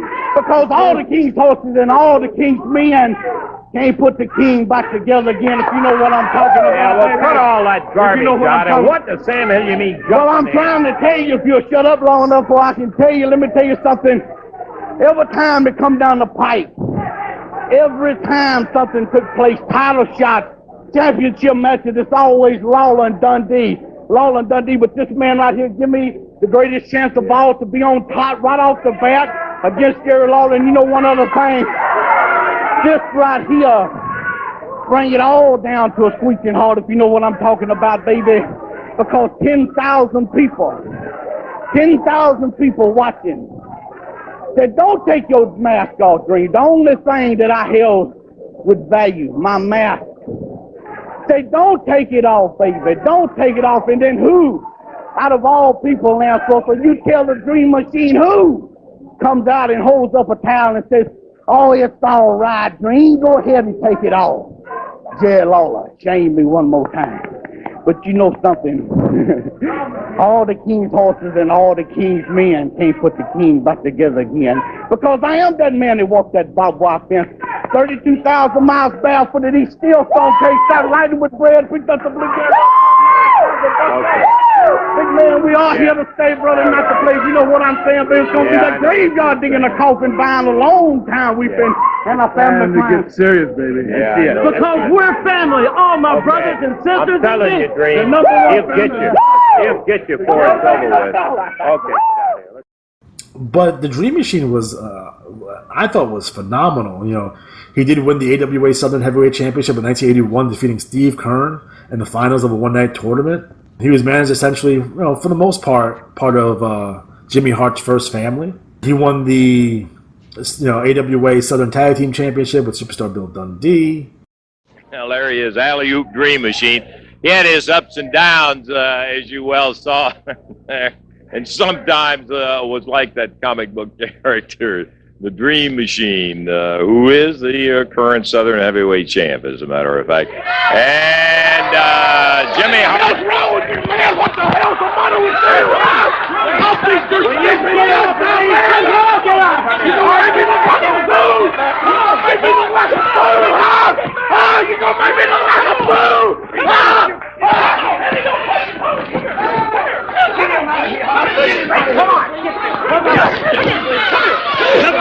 Lawler, you will be turned and feathered! You will be turned and feathered! I'll kill you, Lawler!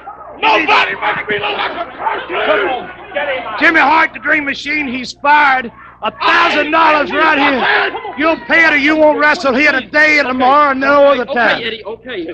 Lance, I'm I'm not paying you nothing. Get him out of here, Hart. Just take him out. Hell with you. I'm not paying you nothing. Okay. I'm not paying you nothing.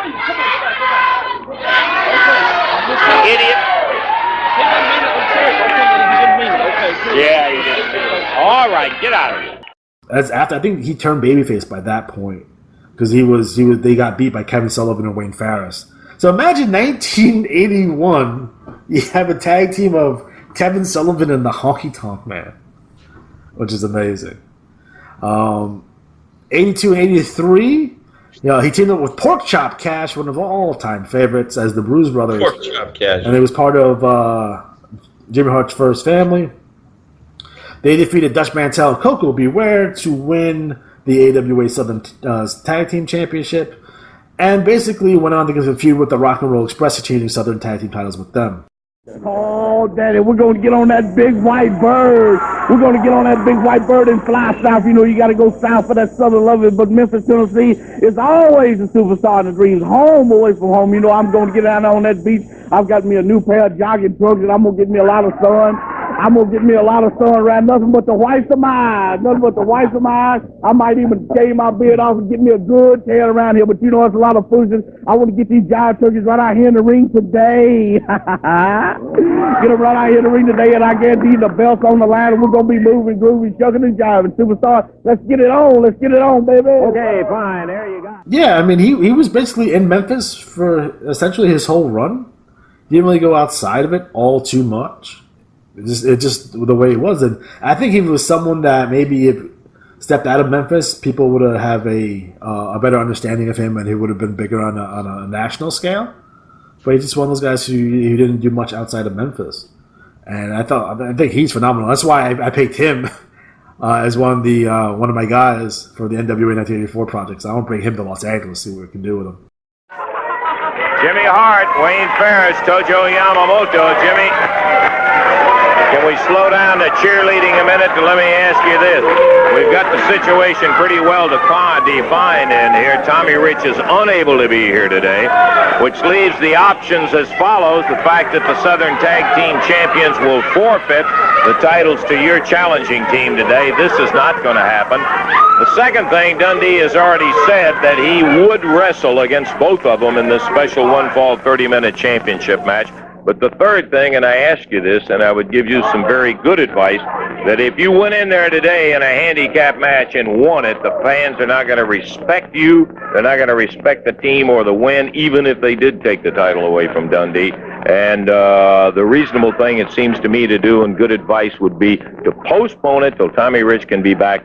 Dundee and Rich can then to defend against him. Nobody's trying to get out of the match. But I think that a postponement would be the very wise thing for you to do in here. Can we get a postponement on the match today? Oh, you really would? You think that I would we should advise you postpone that it, right? if you want the respect that these men, I'm sure, are looking for as champions, that you would postpone it until you can win it rather than just trying to beat one man. You know what? I think he wants us to postpone the match. Can you believe that?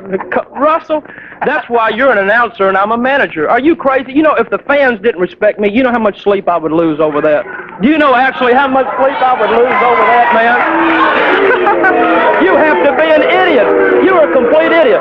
Let me tell you something, Why man. don't you overlook the buck for once and do the decent thing about it and postpone it? Let me tell you why. Because Jimmy Hart has worked hard all of his life, man. I've been in Memphis, Tennessee my whole life. I've thrown papers. I've worked at Gov service stations. I've had gold records. And for 14 months, I've been in professional wrestling. And it's been the greatest thing to ever happen to Jimmy Hart. And do you think, actually, that's what those rules are for, you fool, because of people like Dundee and Tommy Rich, man. I got a toothache. I'm sick. My wife's sick. I can't be here. You know the You're an idiot, man. circumstances. He's not making any excuse. He got caught in the middle of a contract situation, and he couldn't be here today. Well, That's simple. yeah, okay, well, I'll tell you what I'm going to do. Bill Dundee is a superstar. If he's a superstar, well, then let him get up in the ring and earn his status. He's supposed to be big macho man. Okay. So, Dundee, come on up. The title match will be today, and we will be the new Southern Heavyweight Champion. Said that he will wrestle you to Oh, beautiful. If that's going to make you feel like a big man, or these two guys going in there. Out here, baby, if he wants to be out here. Against one man. We'll get him out. Who cares, man? You're looking at the next champion, baby, and that's it. Out here. Hey, baby, come on. Jimmy, I've been back here watching what's been going on. And I've had it up to here. I've been watching what's going on. You've been giving me the runaround for now 3 months. You brought me in here 3 months ago to fight Jerry Lawler. He beat me by the skin of his teeth, but he's whooped a lot of people. He also whooped Joe LeDuc, he whooped Austin Idol, he whooped Jimmy Valiant, he's whooped everybody.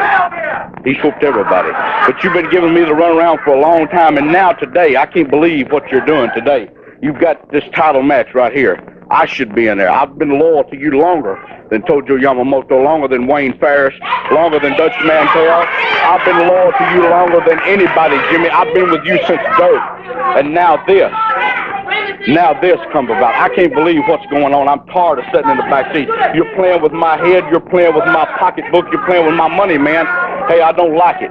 And I want to know today. You know that Bill Dundee can't whoop two men. Can't no guy whoop two men. But I want to know today, will you change that match and put the Dream Machine in there where I rightfully belong? You change the match today. That's all I want to know. Are you going to change it? No, listen to me. Hey, I've got something. hey, Oh, come hey, on, that's man. it. Okay. Come on. Looks like the Jimmy Hart organization has a little disorganization in it. No more. I'm not under you. No more. That's it. Little problem here and there. Well, Jimmy. I tell you what, I don't need the big Goodyear blimp anyhow. He's been eating me out of house and home, so who really cares? But let me just tell you right now, baby, you're looking at the next Southern Heavyweight Champion. So Superstar Dundee, come on, pack your lunch, baby, and come on out, baby. Well, it isn't over with yet. Remember this. I would bring to your attention the fact that Dundee clearly stated it. He does not have to win the match. All he has to do is avoid being beaten. He tragically passed away in 2002 of a heart attack. Oh. Yeah, which is sad, but, fantastic promo, fantastic work. I really do dig him. I thought he was fucking fantastic. So, if you guys have not seen the Dream Machine or any of his promos or any of his matches, do yourself a favor. Take a look on YouTube and definitely check it out. So, a little homework for you guys. How about that? You'd still justify graveyard disposition and a tombstone mine, a big white mother son that don't mind Don Lawler. I hope you're proud of what you've done to this kid. You tried to break his leg just like you broke mine. But I want to tell you something, lass. We did just what we said we was going to do, me and Bam Bam Bigelow. We beat him 1, 2, 3 right in the middle now. Lawler, I'm going to say your favorite line. You take a picture with that belt, and you shine it up real nice because Monday night, nobody will see you with it no more. Now, what have you got smart to say now? Smart. All I want to do is point out a couple of little things. You and Bam Bam Bigelow. I saw Doug Gilbert out there. I saw Scott Bowden out there. I know. You couldn't do anything. You just have to stay in the chair down You think you'd understand, you old man, about having a relapse when you don't take your Veritol. I'm sure you slip into a coma every week. What is this? Wait a minute. Who's sitting in the chair? You're the one. Hold it. You said you saw a lot, right? Yeah, I saw it. Did you see Brian Christopher pull a chain? Brian Christopher, you want to go the distance with me? Well, that's just fine, Brian, because, hey, I'll welcome you with open arms. You want to get bloody? You want to get down and waller in it? Hey, that's just fine because you got the right guy to do it, brother. Because I was born down a shotgun alley and kill them quick. The further they go, the meaner they got, and I live in the last house on the right. Brian, where's he at now? I wish you was out here right now, Brian. He's got the title, I'll tell you. That's one thing. Well, that's not very much.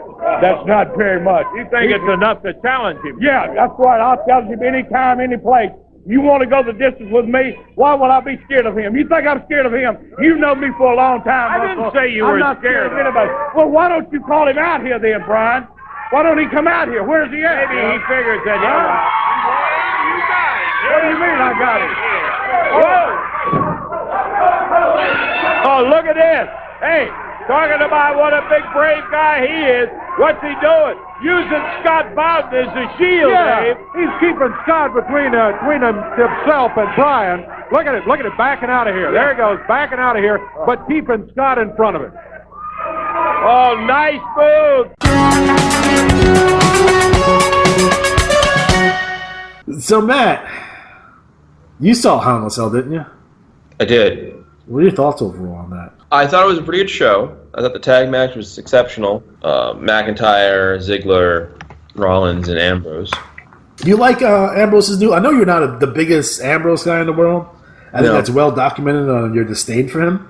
But what about him since he came back? His haircut makes him look even worse. It was like someone said, hey, you know what? At least the messy hair kind of gives you a good, wild-ass, crazy dude look. Now you just look like the guy who was an asshole at the end of the bar who was like, nah, man, Tom Brady's not, as good as, that other guy. What guy? The other guy. Oh no, like he just looks like a confused, angry guy. And again, I'm not a fan of his stuff really because I do think they're missing the boat with a chance to play up the relationship between him and Renee Young. Yeah. I think that's just because I don't think you can have him turn heel. I don't think you're gonna have Seth Rollins turn heel anytime soon. I don't think you have Dean Ambrose turn heel. Like even if they say they turn on Roman, they're gonna get fucking cheered anyway. Yeah. So what are you gonna do? In terms of Hell in a Cell, overall, I didn't watch the whole show, but I did watch the matches. If that makes any sense. So I just because I wanted to watch it quick, so I fast forwarded through a lot of the bullshit. What are your thoughts on the Randy Orton Jeff Hardy match? Do you think the brutality? And I've been advocating this for a while that they need to bring up the level of brutality, not doing crazy spots or crazy choreographed stuff or falling off of objects, essentially, but just more in-ring brutality. Do you think Randy Orton really did bring out the brutality in this match? I think so. I mean, it was physically a brutal match because that ear spot was fucked up, man. The what? With the screwdriver through the ear? Yeah, that... Is that going too far, you think? You think we'll see, everyone in the indies fucking do that shit now? I mean, if they have the Pierce thing and they can do that, that's their call, really. But I was watching it going, boy, I don't want to see that pop. End up like fucking Mick Foley without a ear. I don't know. When it comes to Jeff Hardy, it gives me pause. Because we know the struggles he went through with addiction, right? Yeah. And I see him take that bump through the table, essentially face first. I'm like, he's either going to die in the fucking ring, or he's going to get back hooked up on pills and fucking something bad's going to happen to him. Like, why is he in these spots? Yeah. Like, someone needs to talk to him. It's like, hey, and Matt just retired, by the way. Yes. So it's like, Jeff, we love to have you on the roster. You move a lot of merchandise for us. We want to keep you healthy. We don't want you to take these risks anymore. Yeah, I think because now it's getting cringy as fuck. Yeah, I mean, I was watching that, and I think I actually don't think his final bump was the big one. I kept wearing that they were going to pop that ear. I'm sure beforehand they practiced and made sure they could do it. And you notice he was very careful and he was twisting it. Right. But I just think that also at the same point you could, possibly cross that line, and it's just you're gonna have a Mick Foley moment, Because you're gonna have to top it now, right? You're gonna have to top it in the next matchup. I think I liked the show. I thought that match was good. Did you like the Lynch and Flair match? Yeah, that was fine. I think it could have been a little more heated. I think it's gonna be the first match of a series of matches between these two women. I think the feud's just heating up now. Yeah, I know a lot of people were upset that they turned Becky into a heel. I guess people prefer Becky over Charlotte. I guess there's a thought that Charlotte's getting the Roman Reigns treatment here. I would just have, if that's the case, I'd nip that in the bud and have Charlotte turn full heel and have her do something effective. You know what? I wanted to raise your hand. I just want to show respect to you, and have Becky be like, "No, I don't need respect from you, blah blah." And then be like, well, you answer my question, and have her hit her with a chair. Like have Charlotte, ramp it up back. Because Becky's going to get cheered anyways. I saw some articles saying that Becky was the next Stone Cold. And I was like, okay, I'm going to read this article. And I read it, and I was like, yeah, well, no. But I think for this angle to work, I think Charlotte does need to go, again, I talk about... And I know I'm slightly a hypocrite. I'm just a hypocrite when it comes to Jeff Hardy and his health. But in terms of overall brutality on the show, I think Charlotte needs to fucking wear Becky out with a fucking chair. And just wear her out. And then, you can move forward from there. But it's hard when you make a heel and they get cheered, and you make a babyface, they get booed, and you don't know what the fuck to do. Well, I think in this case, though, they didn't make a heel. They had a face. Like I saw an exchange Cody Rhodes had on Twitter about a fan saying about the fans are the problem now because they don't cheer the faces, and he said basically fans are the fans. It's how you engage them. And to a degree, I agree in a way, but it depends on the story you're telling in the match. Like you don't have to sit there and say, okay, I need to want to cheer this guy to enjoy the match, but I should want to root for somebody to win. Like, okay, are you rooting for them because you like their clothes? Do you like their moves? Or because of how they're, what they're doing? And I think a lot of guys get wrapped up in this label of face and heel. Mm-hmm. And I do think it's important to have roles, because what happens a lot, you have all these tweeners, and the fans never quite get fully invested either way. It's like when you watch a show, and you have this character who keeps, going back and forth, wishy-washy. Mm-hmm. Like, just do it. Like, either turn and become a bad guy or not, or whatever it is. But the consistent, same old crap just drives me nuts. And I think with Becky, you had a naturally emerging star the fans were getting behind, and you ripped her off with Charlotte. I think you can still reboot / get it back on the rails by having Charlotte do a very big heel thing, because I think the idea of we'll have a feud of respect, that's out the window. Right. That's not happening. So just take it and run with it. We already talked about the Ziggler and McIntyre match, and then we have AJ Styles, who defeated Samoa Joe. I thought the finish on that match was really well done. I'm looking forward. Yeah, I thought it was really good. I think I'm curious to see where the next step of the story goes. You had Miz and Maurice, who defeated Daniel Bryan and Brie Bella in the mixed tag team match. Again, just pouring more heat on the fire here for Miz and Daniel Bryan. That match was, I think for the most part, was like passable, but not great. No. Reese looks awful. I mean, she was never great to begin with. She wasn't good, and she hasn't wrestled in how long? Well, it was also 5 months post-pregnancy, and it's like her first match, I'm assuming her first match back, because I haven't heard anything about her doing road shows. Right. But, they kept it to a minimum as best they could. But did you see Monday Night Raw? I saw parts of it because I was pooping. I'm sorry, SmackDown. Yes. With the opening segment with the traditional, accidental bump of the wife. Yeah, that was really well done. I kept thinking the one thing that was missing was Maurice drop. You had the wrong arm. Know where your cameras are. Yeah. Because she did the whole face going from pain to laugh, but it was behind your arm. It's teach these people where the cameras are. Come on. You're supposed to be a pro at this. Yeah. So I'm happy. I'm hoping for a Miz championship and a Miz Bryan, match WrestleMania. It's worth. I keep thinking though, the matches they're picking up a little bit now, but they need more intensity. Yeah, so hopefully we'll be getting there. Yeah, we'll see. We'll definitely see it down the road. Then you had Ronda Rousey, who defeated Alexa Bliss by submission. I thought that was a fun little match, I think. Yeah, Rousey looked good. I mean, she's getting better. She's getting better every time. Every time I see her, she's getting better. So yeah, so I'm happy for her to see her do well. And I think I was a little worried that putting the title on her so quick was going to be a problem, but I think if you go right, I think if you do it right, I'm thinking that we're probably going to see her versus Natty at WrestleMania. Yeah. I'm thinking Natalie turns on her at Royal Rumble or something like that. Or I can definitely see that.